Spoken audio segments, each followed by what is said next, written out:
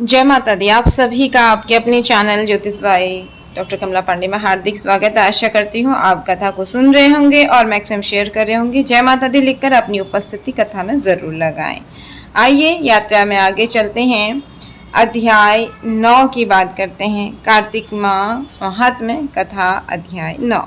हरे कृष्ण कृष्ण कृष्ण हरे हरे, हरे राम राम राम हरे हरे। राजा पृथु ने कहा, हे मुनि श्रेष्ठ नारद जी, आपने कार्तिक माह के व्रत में जो तुलसी की जड़ में भगवान विष्णु का निवास बताकर उस स्थान की मिट्टी की पूजा करना बताया है, अतः मैं श्री तुलसी जी के महात्म्य को सुनना चाहता हूँ। तुलसी जी कहाँ और किस प्रकार उत्पन्न हुई, यह बताने की कृपा करें। नारद जी बोले, राजन, अब आप तुलसी जी की महत्ता तथा उनके जन्म का प्राचीन इतिहास ध्यान पूर्वक सुनिए।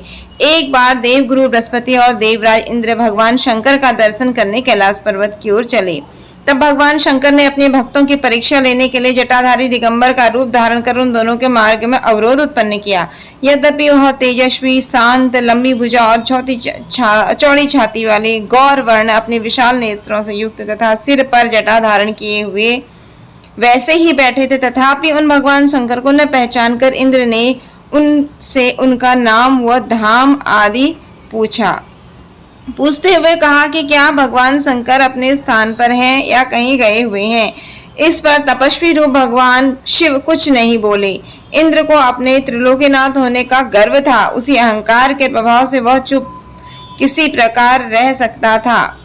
उसने यानी कि वो चुप नहीं रह पाया। उसने क्रोधित होते हुए उस तपस्वी को धुड़क कर कहा, अरे मैंने तुझसे कुछ पूछा है और तू उसका उत्तर भी नहीं देता है। मैं अभी तुझ पर वज्र का प्रहार करता हूँ, फिर देखता हूँ कि कौन तुझ दुर्मति की रक्षा करता। इस प्रकार कहकर जैसे ही इंद्र ने उस जटाधारी दिगंबर को मारने के लिए हाथ में वज्र लिया, वैसे ही भगवान शिव ने वज्र सहित इंद्र का हाथ स्तंभित कर दिया और विकराल नेत्र कर उसे देखा।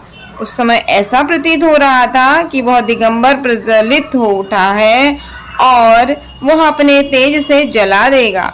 भुजाएं स्तंभित होने के कारण इंद्र दुखित होने के साथ साथ अत्यंत कुपित भी हो गए। परंतु जटाधारी दिगंबर को प्रज्वलित देखकर बृहस्पति जी ने उन्हें भगवान शंकर जानकर प्रणाम किया और दंडवत प्रणाम कर उनकी स्तुति करने लगे। बृहस्पति भगवान शंकर से कहने लगे, हे दीनानाथ, हे महादेव, आप अपने क्रोध को शांत कर लीजिए और इंद्र की इस अपराध को क्षमा कीजिए। बृहस्पति जी की यह वचन सुनकर भगवान शंकर ने गंभीर वाणी में कहा, मैंने अपने नेत्र से निकाले हुए क्रोध को अब मैं कैसे रोक सकता हूँ। तब बृहस्पति ने कहा, भगवान, आप अपना भक्तवत्सल नाम सार्थक करते हुए अपने भक्तों पर दया कीजिए। आप अपने इस तेज को अन्यत्र स्थापित कीजिए और इंद्र का उद्धार कीजिए। तब भगवान शंकर गुरु बृहस्पति से बोले, मैं तुम्हारी स्तुति से अत्यंत प्रसन्न हूँ। तुमने इंद्र को जीवन दान दिलवाया है। मुझे विश्वास है कि मेरे नेत्रों की अग्नि अब इंद्र को पीड़ित नहीं करेगी। बृहस्पति से इस प्रकार कहकर जब भगवान शिव ने अपने मस्तक से निकलते हुए अग्निमय तेज को अपने हाथ में ले लिया और फिर उसे क्षीर सागर में डाल दिया। तत्पश्चात भगवान शंकर अंतर्ध्यान हो गए। इस प्रकार जिसको जो जानने की कामना थी उसे जानकर इंद्र तथा बृहस्पति अपने अपने स्थान को चले गए। हरे कृष्ण कृष्ण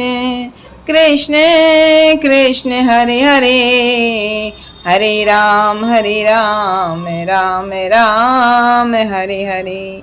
हरे कृष्ण